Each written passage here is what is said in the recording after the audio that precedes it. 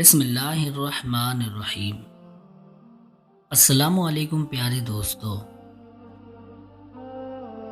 دل ایسی چیز ہے جو امیر کے پہلو میں نہیں ہوتا۔ ہر وہ چیز جس کے پاس زندگی ہے مر جاتی ہے اگر اسے غیر سازگار ماحول میں رہنا پڑے۔ زندگی موت کی ابتدا ہے اور موت زندگی کا آغاز۔ علم کی جستجو جس رنگ میں بھی کی جائے عبادت ہی کی ایک شکل ہے۔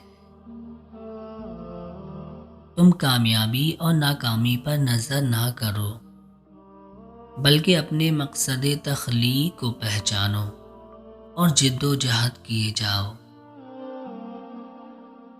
زندگی دوسروں سے قرض نہیں لی جا سکتی، اسے خود ہی اپنی روح کے اندر روشن کرنے کی ضرورت ہے۔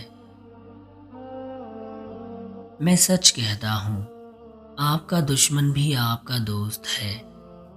اس کی موجودگی آپ کی زندگی کو بھرپور اور امیر بناتی ہے۔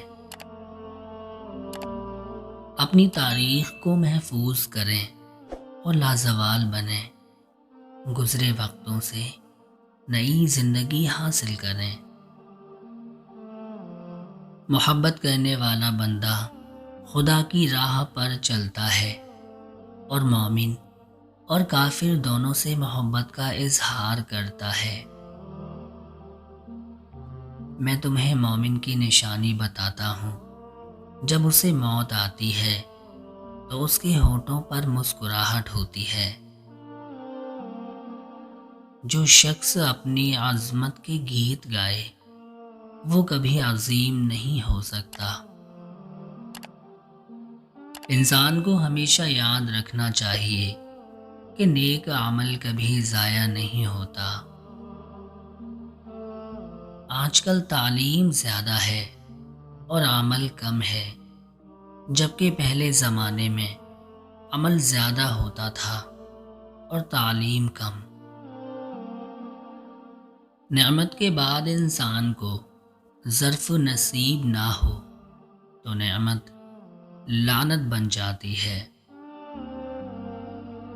غلامی بہت بڑی لعنت ہے۔ غلامی زبان سے وہ کچھ کہلوا سکتی ہے جو انسان نہیں کہنا چاہتا۔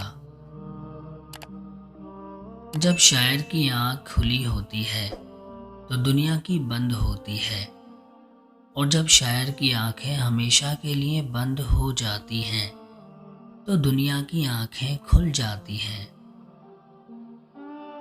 آج کا انسان اپنی روزی کی فکر میں رزق تلاش کر رہا ہے اور اپنے رازق کو بھول بیٹھا ہے جو اسے رزق دیتا ہے۔ زندگی کا راز یہی ہے کہ جہاں رہو، جس حال میں رہو، خوش اور مطمئن رہو۔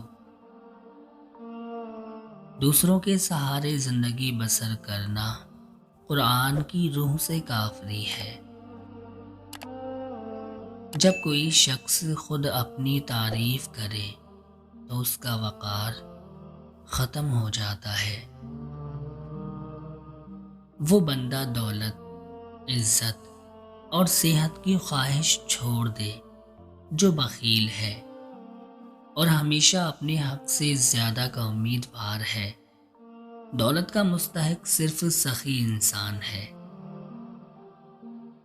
کامیاب لوگ اپنے فیصلوں سے دنیا بدل دیتے ہیں اور کمزور لوگ دنیا کے ڈر سے اپنے فیصلے بدل دیتے ہیں۔ دو چیزیں اپنے اندر پیدا کر لو، چپ رہنا اور معاف کرنا، کیونکہ چپ رہنے سے بڑا کوئی جواب نہیں اور معاف کر دینے سے بڑا کوئی انتقام نہیں۔ کچھ تکلیفیں ہمارا امتحان لینے نہیں بلکہ اپنے ساتھ جڑے لوگوں کی پہچان کرانے آتی ہیں۔